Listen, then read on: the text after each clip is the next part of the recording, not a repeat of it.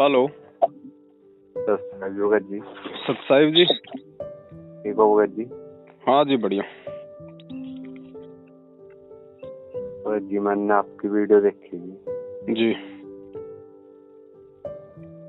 तो मैंने नाम लिया जी इस 3 तारीख को 6 महीने हो गए भगत जी। अच्छा। और मैंने अपनी मम्मी को भी नाम दुला रखा है जी। उनको प्रेत बाधा है जी। मान लो जैसे जिन जुन वगैरह होना जी है जी। तो वो अब मतलब कि ऐ तो गया वो परमात्मा की कुटाई तो कर रहेगी परमात्मा उसकी। तो जी मतलब वो सेटिंग में ध्यान दे रहा जी। वो मंजे पे पड़ी जी बस कतई दे। और बोले भी था एक दिन भी तो बोलने भी लग गई बगैर मैं बीमार कर रहा जो मैं कर रहा था। तो अरदास भी लगाई जी एक दो बार। तो उन्होंने कहा जी भी सुमरन करते रहो परमात्मा दया करेंगे। तो अब अरदास भी लगा ली जी। जी नाम जी शुद्ध करवाया था जी। तो फिर मतलब समझ में नहीं आ रही जी सेटिंग क्या किया जाए। कुछ नहीं भगत जी, भक्ति जो परमात्मा ने बताई है उस हिसाब से आप अपनी भक्ति पे लगे रहो। अब नाम लेने के बाद में लाभ तो है, फायदा तो है ना। फायदा तो है जी। तो भगत जी धीरे धीरे होगा फायदा आपको। अब कोई कैंसर का रोगी डॉक्टर के पास जाएगा तो भगत जी महीने में थोड़ी ठीक हो जाएगा। साल लग जाए, 2 साल लग जाए, 3 साल लग जाए। और आपको थोड़ा ज्ञान समझना पड़ेगा परमात्मा का। देखो आपकी माता जी को जो भी प्रेत बाधा है या जो भी कोई रोग है, बीमारी है, हो सकता है कर्म ज्यादा खराब हो कोई पिछले जन्म के। भाई वर्तमान में तो उन्होंने किसी का मतलब कुछ भी बुरा नहीं किया, चींटी भी नहीं मारी। लेकिन भगत जी वर्तमान के ही थोड़े कर्म है। अनंत युग हो गए हमारे को यहाँ पे जन्म लेते हुए। हम कितनी बार हम कसाई बने, कितनी बार राजा बने, हमने कितने कुकर्म किए, कितनी दुनिया को हमने बहकाया, हमने भ्रमित किया। वो सारे पाप कर्म हमारे साथ में है ना। तो वो सारे पाप कर्म भगत जी वर्तमान में जोड़ देंगे, चाहे वो प्रेत बाधा के रूप में दो, चाहे किसी शारीरिक कष्ट के रूप में दो। तो वो तो परमात्मा को पता है। अब हम परमात्मा की हॉस्पिटल में हैं। अब भगत जी धीरे धीरे भक्ति करते रहने से ही, सत्संग सुनते रहने से, 5 यज्ञ करते रहने से धीरे धीरे परमात्मा इन रोगों का नाश करेगा। और अब ये परमात्मा के ऊपर निर्भर करता है कि परमात्मा इसी जन्म में वो पाप कर्म काटे, या हो सकता है माता जी को दूसरा जन्म दे, तीसरा जन्म दे। लेकिन वो परमेश्वर की शरण में आ गई भगत जी, इस स्कूल में एडमिशन हो गया। अब आत्मा उस परमात्मा के हाथ में है। अब जो भी होगा उनके साथ में अच्छा ही होगा। तो इतना भगत जी हमारे को विश्वास रखना पड़ेगा।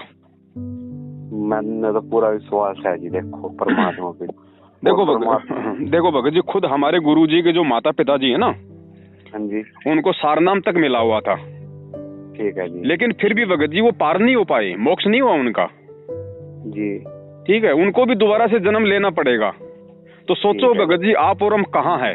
पहली बात तो ये सोचो कि गुरुजी के माता पिताजी कितनी पुण्यकर्मी आत्मा होंगे जिनके घर में परमात्मा ने प्रकट होने की लीला की और उनको सारनाम तक परमेश्वर ने दे दिया। उसके बाद भी वो आत्माएं भगत जी मोक्ष को प्राप्त नहीं हो पाई हैं।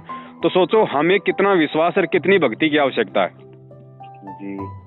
समय लगेगा भगत जी, विश्वास रखो। स्वयं परमात्मा है, इसमें कोई मीन मेख नहीं है।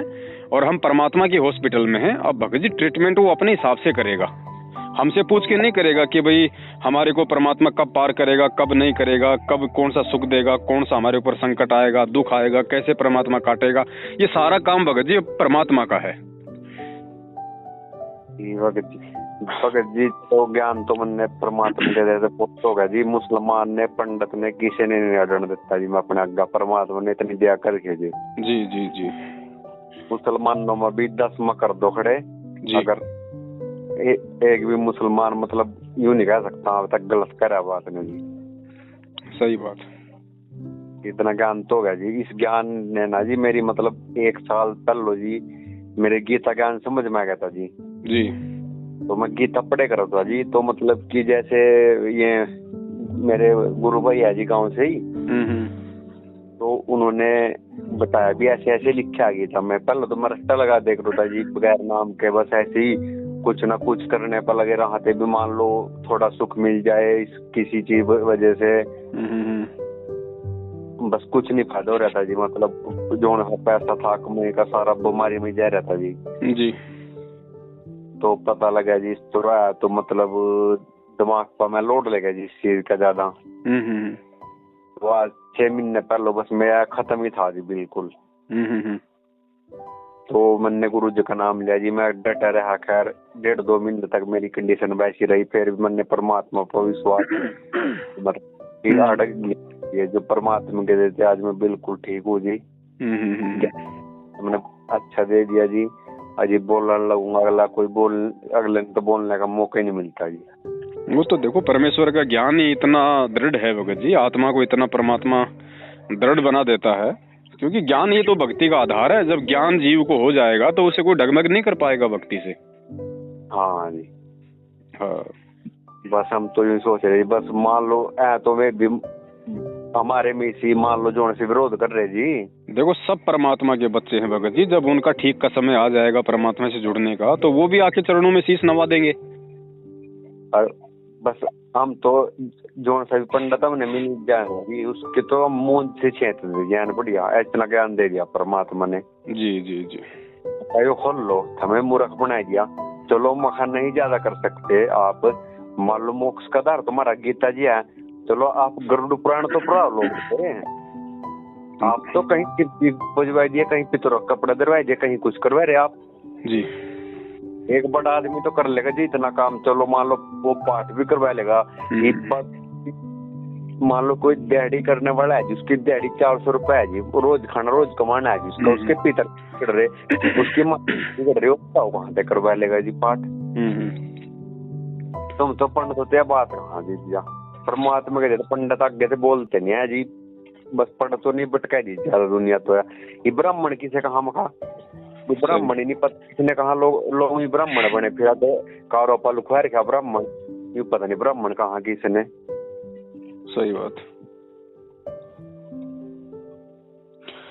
चलो कोई बात नहीं भगत जी, जिसको भी समझाओ, जिससे भी ज्ञान चर्चा करो, बिल्कुल प्यार से समझाना, गुस्सा बिल्कुल नहीं होना है, अपशब्दों का प्रयोग नहीं करना है, क्योंकि हमने ये नहीं भूलना चाहिए कि जो भूमिका आज वो पंडित कर रहा है दुनिया को ठगने की, दुनिया को गुमराह करने की, वो जन्म हमने भी बहुत सारे भोग लिए। हमने भी लोगों को ऐसे गुमराह किया अनंत युगों में, लेकिन हमारा कोई समय था, परमात्मा ने हमारी सुन ली, उनकी अभी परमात्मा ने सुनी नहीं है। जब उनका समय आएगा तो वो भी सब छोड़ छाड़ के परमात्मा के चरणों में आ जाएंगे।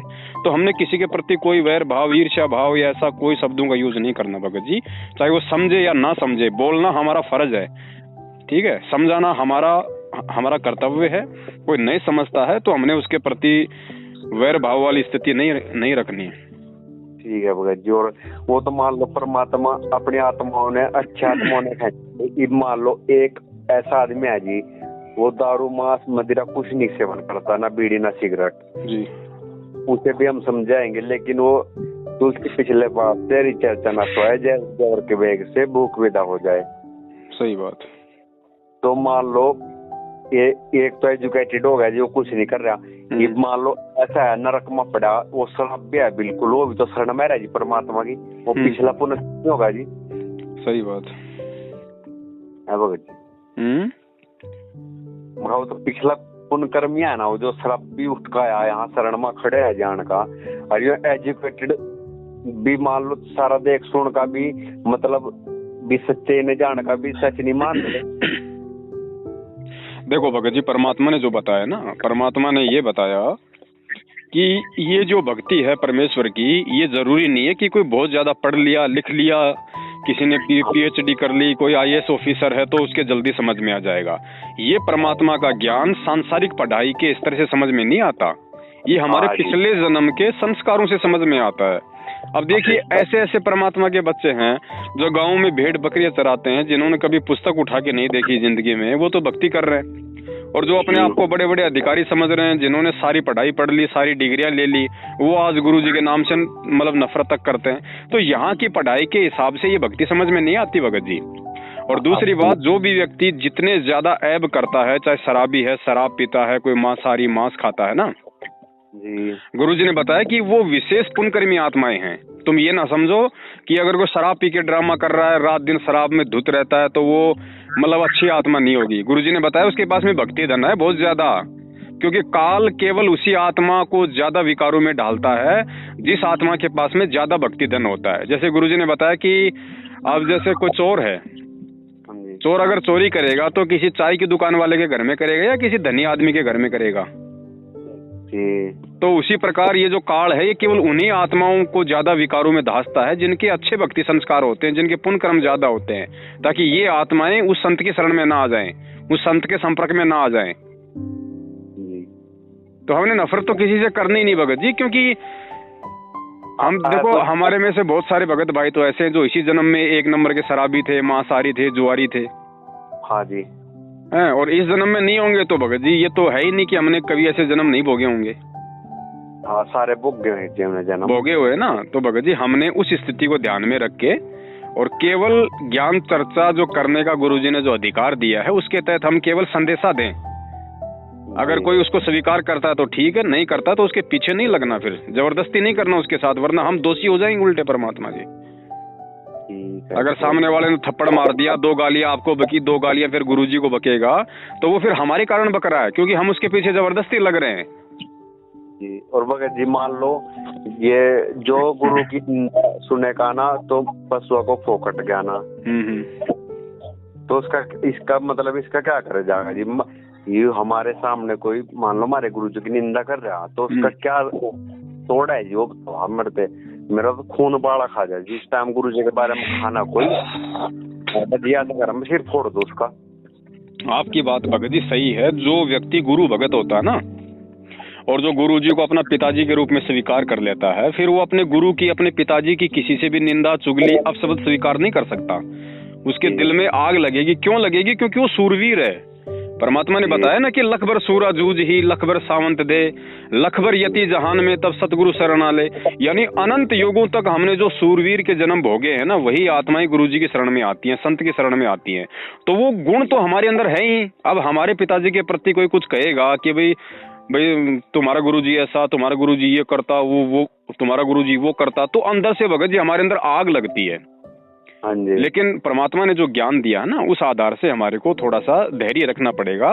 गुरुजी ने बताया यदि कोई मेरी चुगली करता है, कोई मेरे बारे में उल्टा बोलता है और तुम सुन रहे हो, तो वो निंदा नहीं होती। वो सामने वाला जरूर मेरी निंदा कर रहा है, लेकिन तुम्हारे ऊपर जब तक वो दोष नहीं लगेगा तब तक तुम उसकी बातों को स्वीकार नहीं कर लोगे कि यार वास्तव में ये जो कह रहा है गुरुजी के खिलाफ ये सही कह रहा है, यार कहीं गुरुजी ऐसे ना हो। तब तो हो गई, आपने निंदा सुन ली। और यदि वो चाहे कुछ भी बोल रहा है गुरुजी के प्रति, कुछ भी बक रहा है, और आप ये सोच रहे हो कि यार ये नादान प्राणी है, मूर्ख आदमी, इसको कुछ मालूम तो है नहीं, लोगों की सुने सुनाई बातें भोंक रहा है, तो आपने उसकी सुन के भी नहीं सुनी, तो वो निंदा नहीं होती भगत जी। सुनना इस तरीके से वो दोष हमारे को नहीं है।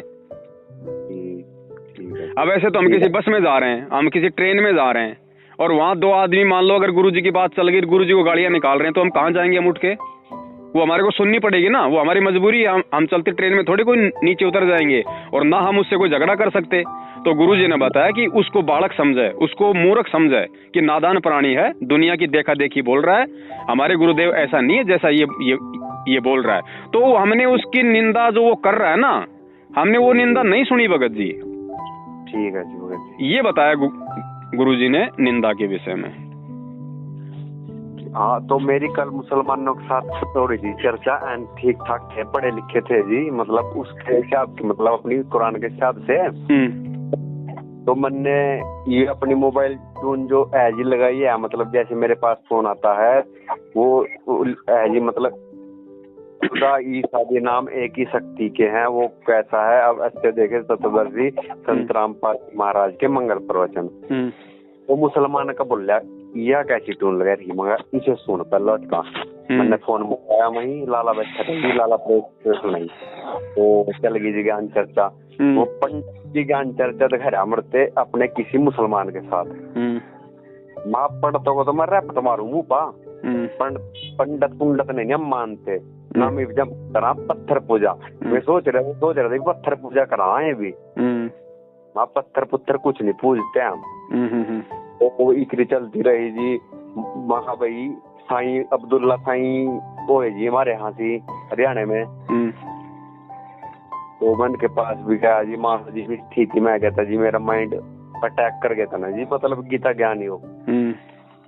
तो जी मन के पास भी गया, उन्हें उमर से पानी दिया, ज्वाइन दी, पड़का मतलब तकड़े साई हुए जी वे और साई थे जी। मुसलमानों के साई ने एक ने कलमा दिया था, भी वो कलमा था पढ़ता रो जी लगा का भी इतने राम हो जा, कुछ नहीं हुआ जी। मैंने कहे थे 4 माइंड बड़े डॉक्टर फेल हो गए जी, बिल्कुल कतई थे। फिर भी मेरा सूझ का बहुत मोटा हो गया था जी सारा का सारा। तो बस तो फिर तो एक ही रास्ता है, हम गुरु जी परमात्मा आपके यहाँ। मैंने तो 3 जून 2020 में ही मतलब इसी साल में नाम लिया जी गुरु जी का, और अब मैं परमात्मा में बिल्कुल ठीक हूँ।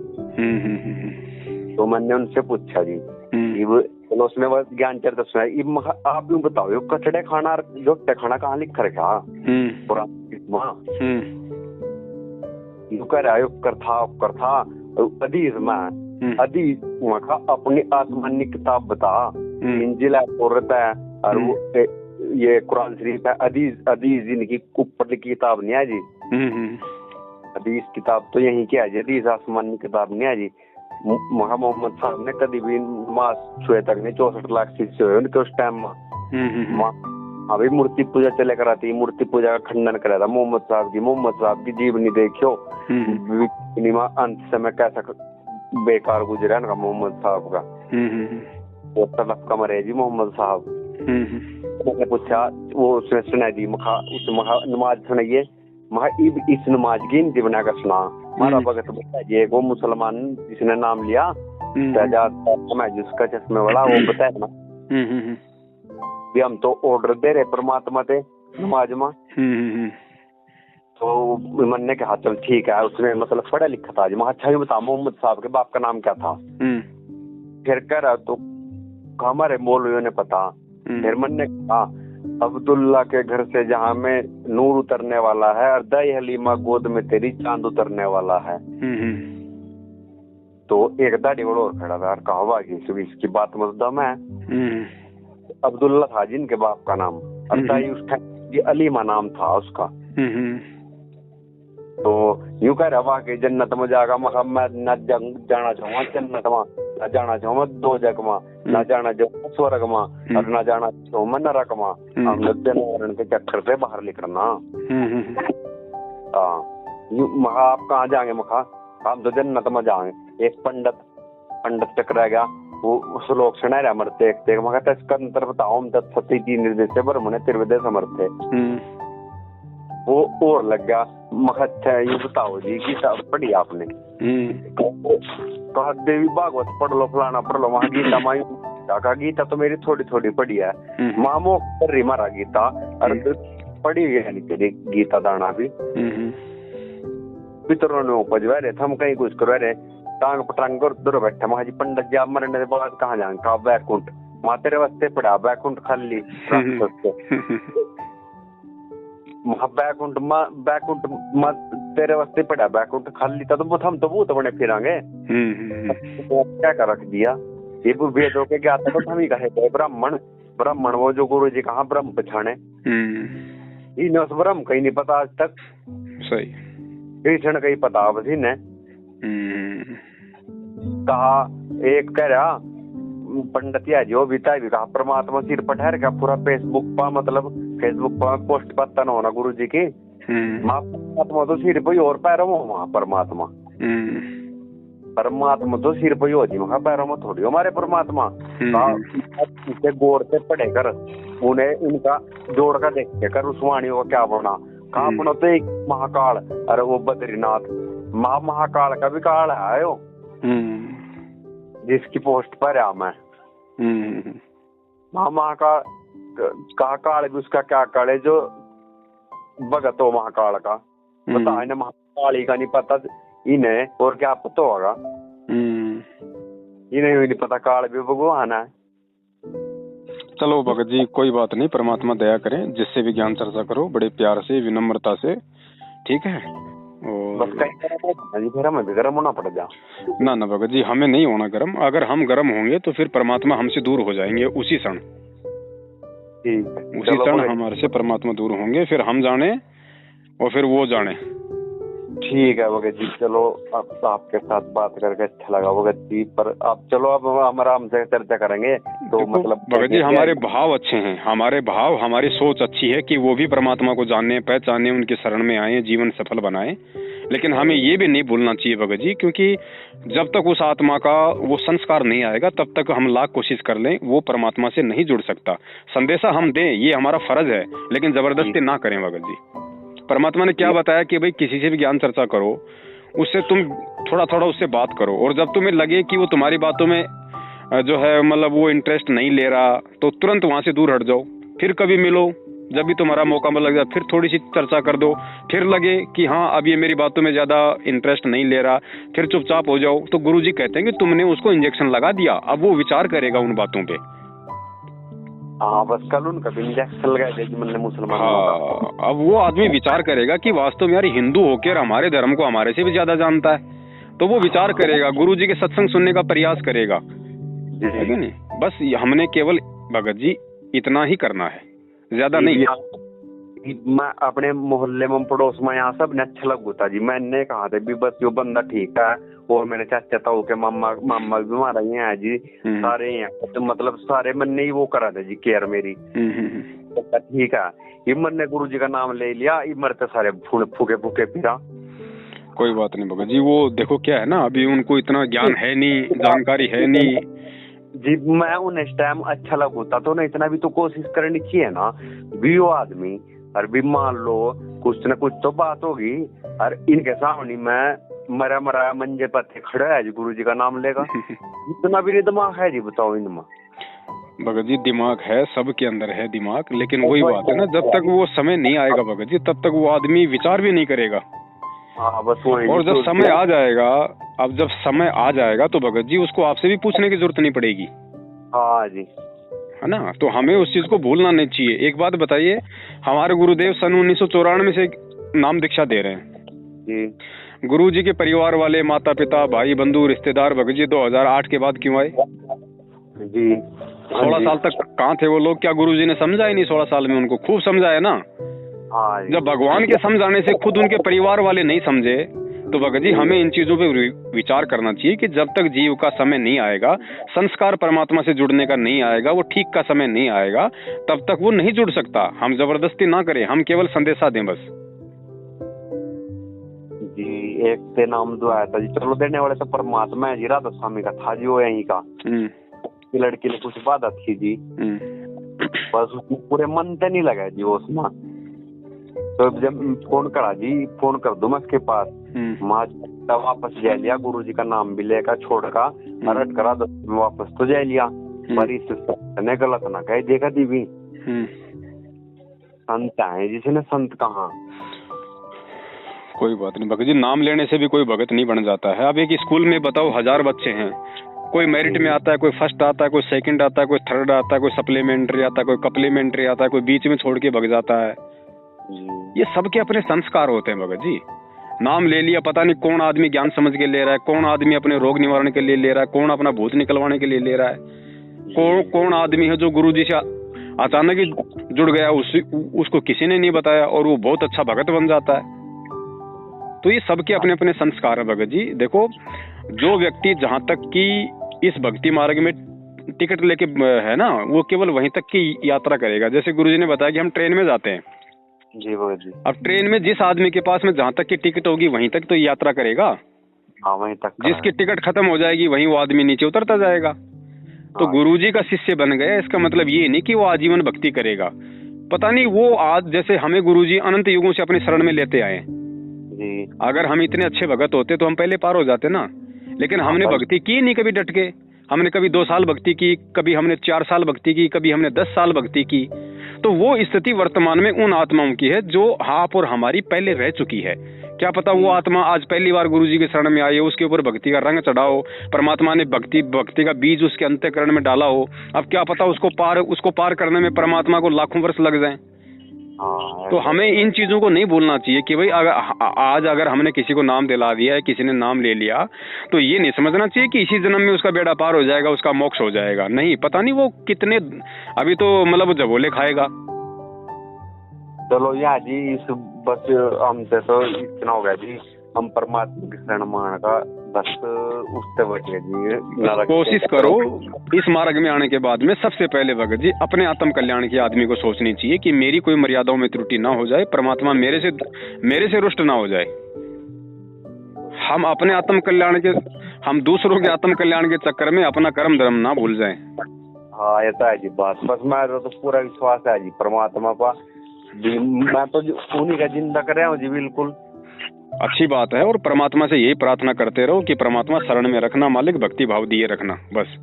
हाँ तो बस भक्ति भाव देना और परमात्मा मोक्ष देना, बस मेरी सही बात है जी। बस परमात्मा बस तो यही भाव हम सबको रखने चाहिए भगत जी, तभी बात बनेगी हमारी।